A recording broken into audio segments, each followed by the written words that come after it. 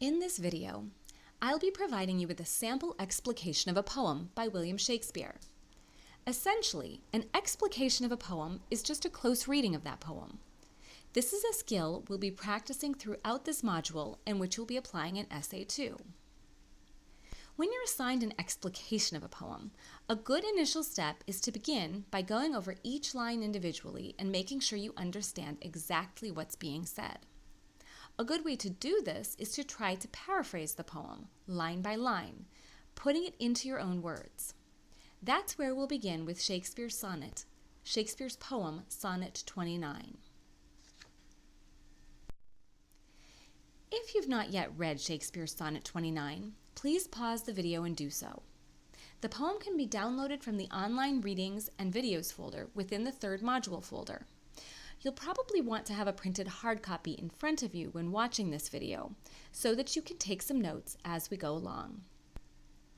Okay, now that you've read the poem at least once to yourselves, we can start looking at it together.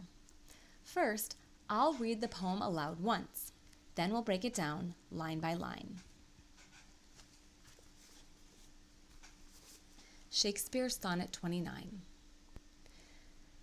When, in disgrace with fortune and men's eyes, I all alone beweep my outcast state, and trouble deaf heaven with my bootless cries, and look upon myself and curse my fate, wishing me like to one more rich in hope, featured like him with friends possessed, desiring this man's art and that man's scope, with what I most enjoy contented least.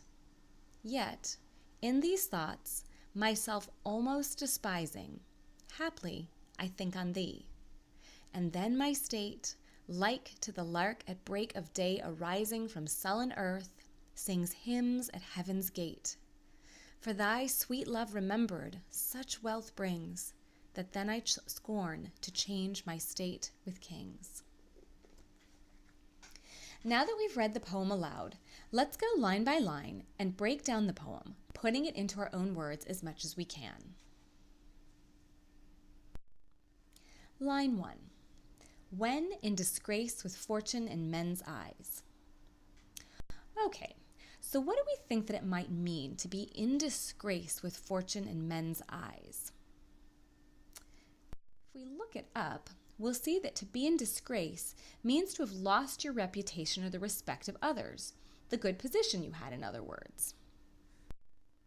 So, when the speaker says that he is in disgrace with men's eyes, it sounds like he's saying that when other men look at him, all the speaker sees is how he's lost their respect or the reputation he once had. To be in disgrace with fortune is a little trickier.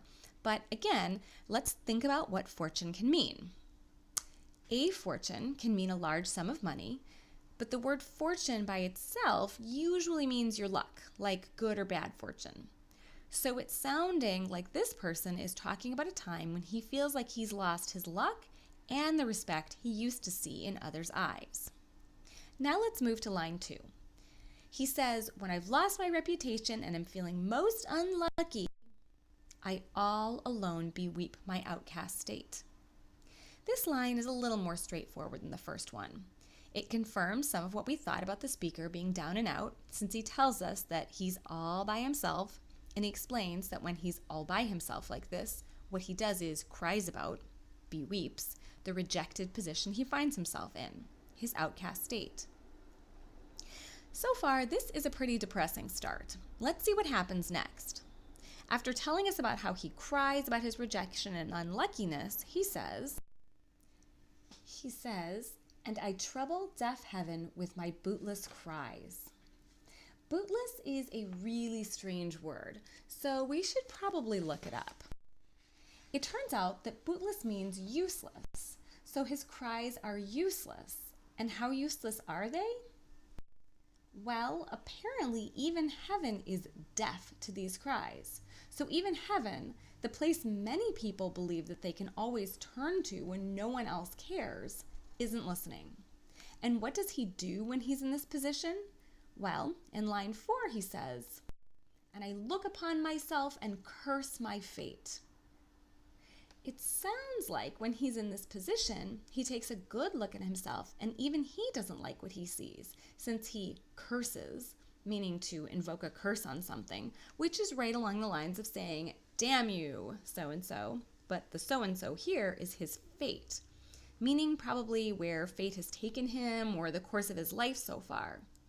So apparently, things are so bad that when he takes a good look at himself, all he can do is say, "Damn you," about where he finds himself in life. Right after he curses his current position, he says in lines 5 and 6, "Wishing me like to one more rich in hope, featured like him with friends possessed."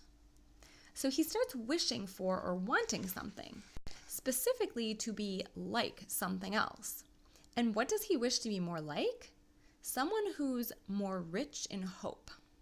Rich in hope is kind of a weird phrase, so let's break it down. If you're rich in something, it means you have a lot of that thing. So someone who's rich in hope would be someone who has a lot of hope.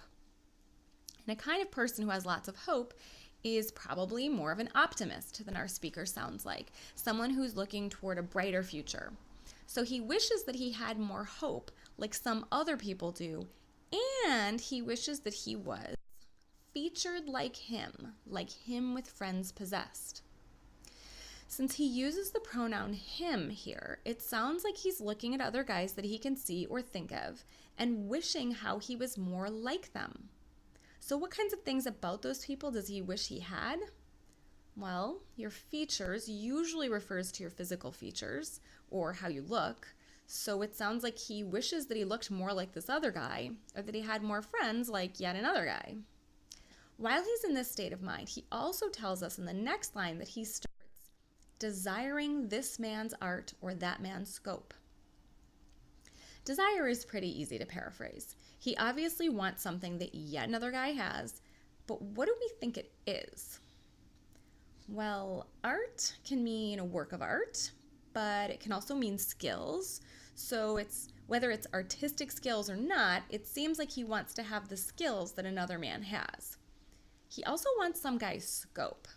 Scope is tricky, but it can be the extent or range of something, so perhaps he wants this other guy's range of abilities or power or knowledge. Whatever it is, we can tell at this point that the speaker does not seem to be very content with what he has and what he's like, because he wishes and desires to be like so many other men, or to have what they have. This self-loathing seems to be confirmed when we get to the next line, in which the speaker says that he's reached the point where I am, with what I most enjoy, contented least. If you're contented, you're happy or satisfied. But we know that he is not very happy or satisfied with something since he adds least after contented. And if you go back to the beginning of the line, you see that what brings him the least happiness or satisfaction at this point is stuff that he usually enjoys the most. So he's so down in the dumps that he can't even enjoy the stuff that he usually likes. Next, he says in line 9, yet in these thoughts myself almost despising. To despise something is to hate it. So this line confirms the idea that we've been building up, that he's starting to hate himself. Significantly, though, he says almost despising here. So while he might be moving towards self-hate, he's not quite there at this point. In addition, the first word in the line is yet. Yet as a transitional word means something like nevertheless or in spite of. So maybe this is suggesting a turn of some sort. And what could be happening that would lead to a turn? Well, he tells us in the next lines that at this point, haply I think on thee, and then my state, like to the lark at break of day arising from sullen earth, sings hymns at heaven's gate. If you look it up, you'll see that thee just means you. So now he seems to be talking to someone who he's thinking of.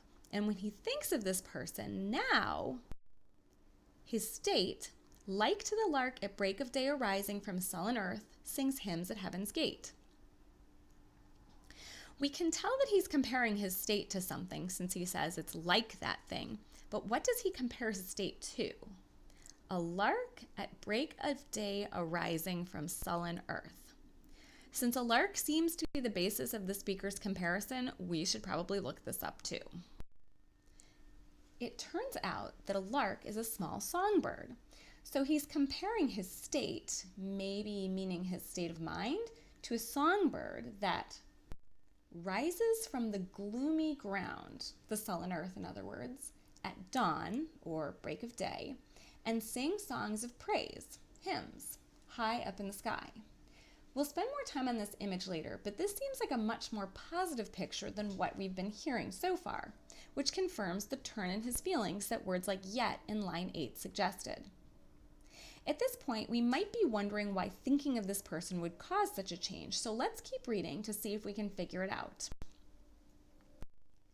In the last 2 lines, the speaker says, "For thy sweet love remembered, such wealth brings, that then I scorn to change my state with kings." For usually means because, so it looks like he will be telling us what's brought about this change. And what is it? Well, thy means your, so it sounds like remembering the love of this person who he's speaking to brings him wealth, so an abundance of something good. This wealth makes him scorn something. That seems important, so we should probably look up scorn, just as we've been doing with other challenging words. To scorn something means to show it disdain, to reject it. And what does he reject now in light of the wealth brought by remembering this person's sweet love? He rejects the idea of changing his state, his position in life probably, with kings. So now that he's remembered this person's love, he wouldn't even change places with a king, even though earlier it sounded like he'd be willing to change places with almost anyone. Okay. Now that we've carefully paraphrased the poem and we understand the basics of what's happening in the poem and what it's about, we want to look back at it again and think about other details we notice. The sorts of things mentioned in the reading elements of poetry in Reading and Writing About Literature, and in the video you've already watched on sound and rhythm in poetry. First of all, if we look back, we might notice that parts of the poem rhyme. A common way to trace the rhyme scheme in a poem is to use letters of the alphabet to mark the rhymes. It would look like this. Eyes and cries are A because eyes rhymes with cries, and state and fate are B because state rhymes with fate. The rhymes continue with hope and scope, possessed and least. This one might be more of a slant rhyme, a kind of rhyme where the sound at the end matches but the rhyme isn't perfect. But at the same time, if you were pronouncing it with a British Renaissance era accent, it would probably be a closer rhyme than it sounds like to us. Then we have despising, arising, fate, state, and finally, the last 2 lines with brings and kings. Now that we've marked the rhyme scheme, we can think about whether the rhyme scheme helps to reinforce or relate to the meaning of the poem. For instance, notice how it breaks the poem up into chunks. We have one 4-line chunk, then another, and finally a 4th chunk. The first 2 chunks are all about how alone the speaker feels. Devoting 2 whole chunks of the poem to this topic really emphasizes the speaker's dejection and depression. But a change occurs right at that 3rd chunk there, that's in purple. And the change in the rhyming helps to emphasize this. And the answer to the paradox of this quick change is also emphasized by a change in structure, since the final 2 lines form their own little set. And this set explains why the change occurred. So, the rhyme scheme seems to help mark the changes in the poet's mental state and why this mental state changes.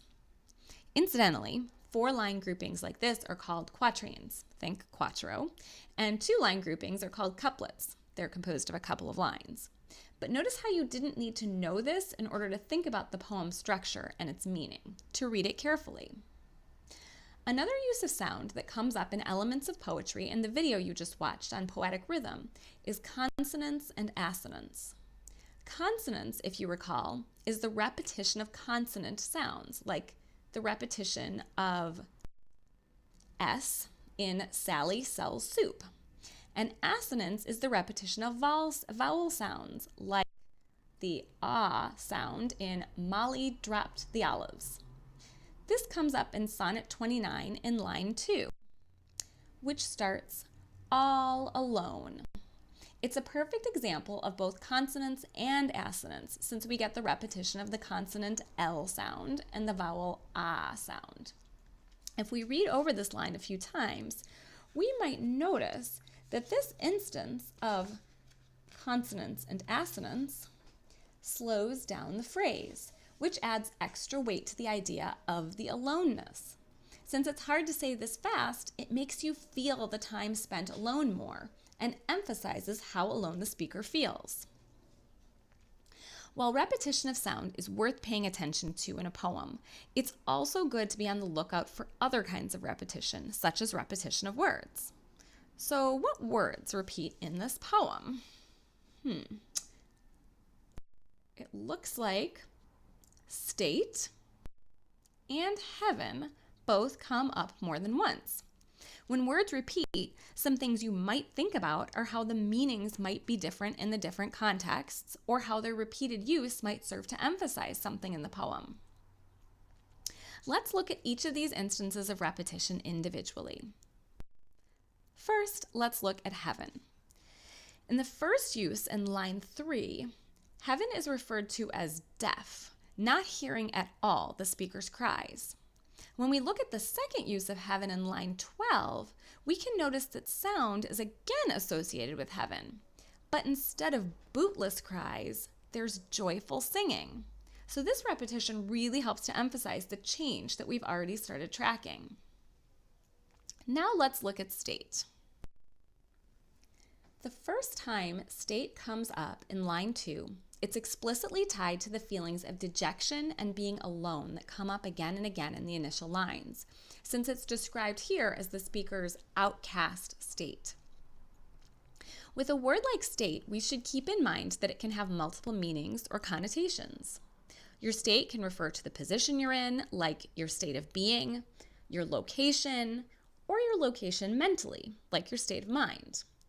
The speaker seems to be referring on the surface here to the earlier line where he talks about being in disgrace with men's eyes. That is, nobody likes him. So on the surface, outcast state seems to be referring to his feeling of not being part of the society to which he belongs. Of course, the next 7 lines after this also highlight that this feeling of being outcast has affected his state of mind as well. Now let's look at the next time the word state comes up. This line reads, "And now my state, like to the lark at break of day arising." Since it would be difficult for his physical position to arise, he's probably referring to his state of mind here. Again, just like the use of heaven, this repeated use of state, when tracked, helps to emphasize the drastic change that occurs in the speaker's mood, and that his place in relation to others seems to affect his emotional state. State comes up a third time in the final line, where the speaker says that he would scorn to change his state with kings. Since he's talking about a kind of job in a way, he's probably referring to his position in society here. So now we get another full circle. Not only does he feel better and no longer outcast, in fact, this guy, who would have previously changed places with almost anyone, someone more optimistic, someone better looking, someone with a different art or skill, now wouldn't even change places with a king.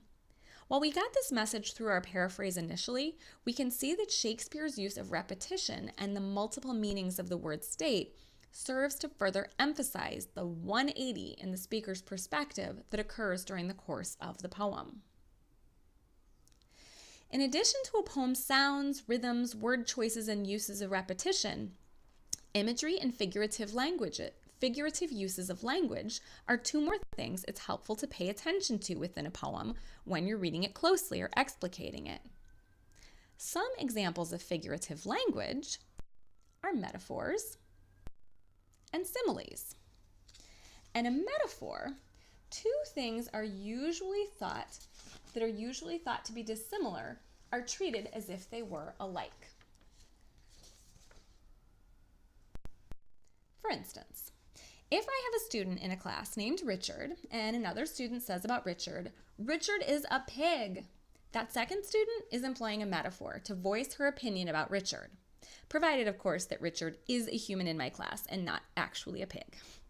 When someone uses a metaphor like this, they usually do so in order to connect some of the associations we have with one thing to something else that we would normally think of as different. So by saying that Richard is a pig, this student is probably implying that Richard has pig-like characteristics, like maybe he's really dirty, or smells bad, or he'll eat anything, or he acts like an animal in another way. A simile is just like a metaphor, except that it's a more explicit comparison where we use words such as like or as to directly compare two things that, at least on the surface, seem to be pretty dissimilar. For instance, if I said, "My love is like a rose," that would be a simile. So does Shakespeare employ any similes or metaphors in his poem? The answer is yes. If we think back to our paraphrase, we'll remember that near the end of the poem, he compares his state, and we thought state of mind at this point, to a lark. The exact lines are, "And then my state, like to the lark, at break of day arising from sullen earth, sings hymns at heaven's gate." So the simile here is, "My state is like a lark." If we recall from our paraphrase, a lark is a small songbird. When thinking about a simile or a metaphor and what effect its use has, it's a good idea to brainstorm all of the associations we have with the thing that the author is comparing something to. Since Shakespeare is comparing his state of mind or emotional state to a lark, let's brainstorm the associations we have with birds more generally, or larks more specifically. So let's see. When we think of birds, we often think of flying, maybe the freedom associated with flying. And if a bird is a songbird, we probably think of chirping and trilling bird sounds, which usually sound pretty cheerful. In the earlier lines of the poem, the speaker seemed almost trapped in a self-doubt downward spiral that he couldn't break out of. Now, though, by using this simile of the lark to describe his mental state and emotional state, the speaker is mapping the associations we have with birds onto his mental or emotional state, which really vividly gives us the sense of how much freer and more cheerful he is when he thinks of this person he loves. Of course, Shakespeare packs in more imagery in these lines than just the simple simile, "My state is like a lark." Imagery is any sort of sensory picture that the poet builds up with his or her word choices. So in these lines, there's not just a lark, but a lark that, at break of day arising from sullen earth, sings hymns at heaven's gate. This imagery adds even more to the initial simile, since sullen earth, remember gloomy ground, becomes almost a metaphor for how he was feeling before, gloomy and grounded, and break of day suggests a new day, which introduces the idea that thinking of this person almost gives the speaker a new start, about which he seems pretty joyful and thankful, since this bird doesn't just lift off from the sullen earth, it then sings out songs of praise to heaven. So if the speaker was spiraling downwards deeper and deeper into dissatisfaction in the poem's earlier lines, the lark that rises from the sullen earth and sings hymns is a particularly effective image for getting us to think about how his spirits are now uplifted. We've already noticed a lot in this fairly short 14-line poem, but I don't want to let you go without mentioning one more thing that we can pay attention to when explicating a poem. If you recall, when you created your poems at the end of the last module from Diction that I provided for you, I suggested that you could do whatever you wanted when it came to the syntax, the sentence construction, and punctuation, in other words. So let's see what we notice about Shakespeare's syntax in this poem and what might be significant about it. If we look back, we'll notice that at the end of each line until we get to line 8, there's a comma and no periods. All of these commas create the effect of an unending list, in this case, of ways in which the speaker feels dissatisfied with himself and his lot in life. The use of commas really drives home how incessant these worries and anxieties are. Since there are no periods here, it suggests that the worries and dissatisfactions never stop. They just come one right after the other in a downward spiral of depression with hardly even any time to take a breath. At the end of line 8, though, there's a semicolon, which is a form of punctuation that separates complete thoughts, much as a period does. And the next line, as we've seen, marks the beginning of a change in the speaker's thoughts and feelings with the word yet. So we can see that in addition to the rhyme scheme and the use of repetition, the punctuation even reinforces and emphasizes the change in the speaker's state of mind. I know I've gone into a lot of details in talking about this poem with you today. And you may not find significance in all of these kinds of details in every poem at which you look closely.